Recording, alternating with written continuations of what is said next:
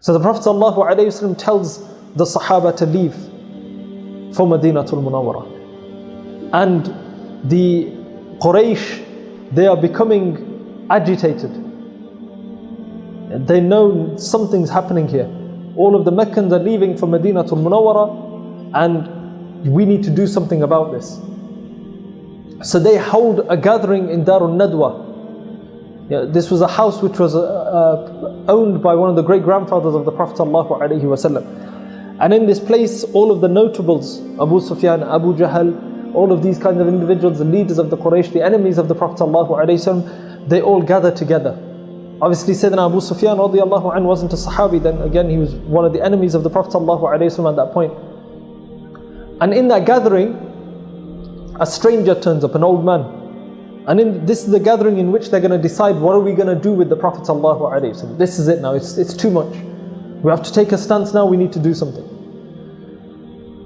And so some of them give their suggestions. One says, let's drive him out of this city. Another one says, let's imprison him. Yeah.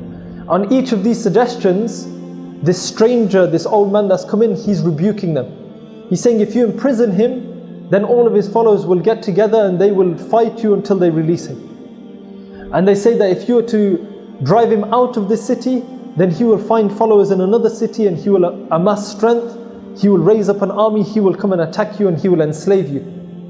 Yeah, how foolish can you be? This old man keeps saying. Then Abu Jahl has an idea. He says, let's do this. Let's take an individual, a young person from every clan. And he, carrying a sword, will encircle the house of the Prophet ﷺ, and each one of them will assassinate the Prophet ﷺ. So that when those that have protected the Prophet ﷺ come to take revenge or blood money, or they have any complaints, they will not be able to do so because they'll be fighting with the whole of Mecca, because you have an individual from every clan. On this, the old man, he rejoices and he says, this is the plan. This is a great plan. They ask him who he is.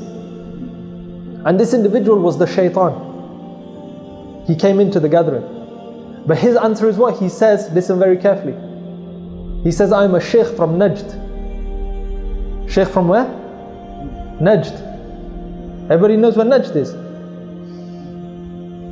Najd historically has been the place where the enemies of the Prophet ﷺ have come from. You heard the story of Dhul Khuwaysara.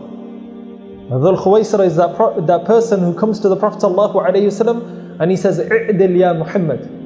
Astaghfirullah. He says, "Be just ya Muhammad," when he's distributing the wealth sallallahu alayhi wasallam. The Prophet sallallahu alayhi wasallam says, "Who is there more just than me?" The Sahaba, you know what their response is. Swords unsheathed. Ya Rasulullah, give us permission. Prophet sallallahu alayhi wasallam says, "Leave him, but make note of his signs." Where was he from? Where was Dhul Khuwaysara from? Any guesses? Najd. No prizes for that one. He's from Najd. And what does he say? The Prophet ﷺ says, make note of his signs. He had a shaved head, and his lower garments were high up. The narrations in hadith. The Prophet ﷺ says, take care and bear his signs, look at his signs, because from his ancestors, in other words from Najd, there will come a group of people near the end of time. When they recite the Quran, you will think that their Quran is greater than your Quran in their recitation. Who's he saying this to? He's saying this to the Sahaba. He's not saying this to you and me. He's saying that the Sahaba will think their recitation is greater than theirs. He's saying to the Sahaba that when you see them in Salah, you will think that their Salah is greater than yours. But he says that their religion does not go beyond their throats. And they leave Islam like an arrow leaves an animal that is struck by an arrow. We need to bear these signs, we need to remember these signs. Don't be deluded.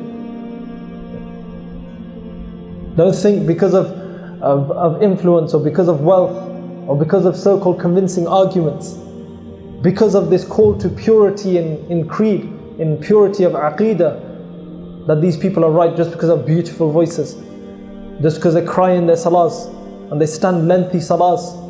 And these are not the signs of the truth. This religion is carried from men to men in a chain of transmission going back to the Prophet ﷺ. It doesn't go back to a revolution that took place in Saudi Arabia based on nationalism because the Arabs wanted to get rid of the Turkish control that they had. It doesn't go back to that. That's not where Islam starts from. If you can trace the belief system that you have all the way back in every single generation of Islam, in every single time, all the way back to the Prophet ﷺ, you know that's authentic. It doesn't go back 100 or 150 years. That's not your reference point.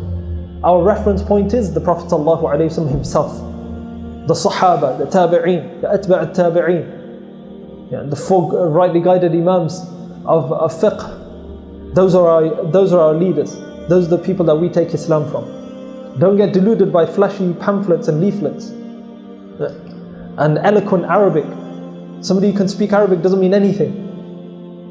Doesn't mean anything at all.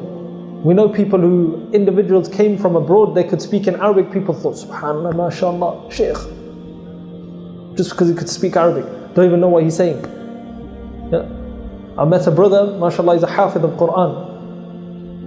And he says, sometimes people think, sometimes to impress people, he's a bit of a joker. He says, I try and impress them, I pretend that I know how to speak Arabic. Because all I do is I recite the Quran. I recite the Quran and they think I can speak Arabic.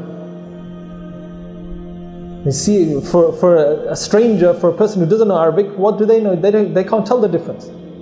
They don't know if this is the Quran or whether this is normal Arabic. So somebody speaking in Arabic gives them no legitimacy in this deen. Nothing. In fact, if you look at, there was a meeting between two of the great scholars in the time of the Tabi'een. And this scholar, he asks him, who is the leading Imam in each of the great cities and the centers of the Muslim world? And when he asks him, he goes, is he an Arab or is he a non-Arab? Every single one apart from one city that he mentions, the leader and the greatest scholar of that time was non-Arab. So the power of truth doesn't lie with any of these kinds of things. As we reflect on the story of Sayyidina Imam Hussein radiallahu anhu, truth doesn't lie with power. Truth doesn't even lie with victory in a battle. Apparent victory. Just because Sayyidina Imam Hussein radiallahu anhu was martyred doesn't mean he wasn't victorious. Of course he was victorious. How many people remember him today? How many people remember the opposition? And the mission of Islam was continued. Sayyidina Imam Hussein radiallahu anhu didn't sacrifice himself on that day, then we would not be Muslims today. That's a fact. We would have been lost. Because nobody was standing up to the tyrant of that time. He would have plunged Islam into destruction.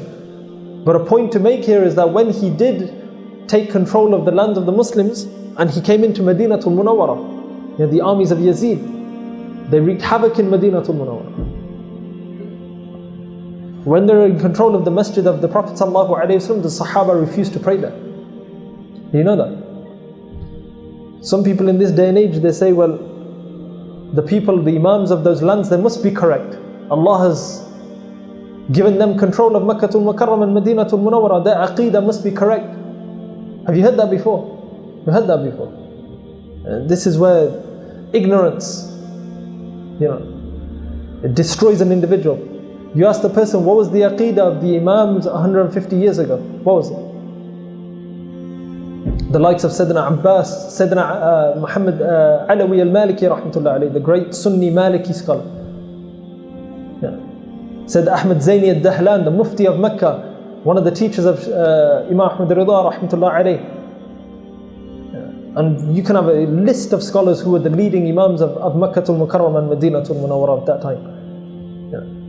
So just because a particular land is in the hands of somebody does not mean they have legitimacy, doesn't mean they're right, doesn't mean they're on the truth. Just because they, as we said, recitation of the Quran, power, wealth, prestige, position, none of these things are the signs of the truth. Otherwise, a'udhu billah, people would have followed Yazid. If that's what it's based on, he was in control of Makkatul Mukarramah, Madinatul Munawwara. He had the armies.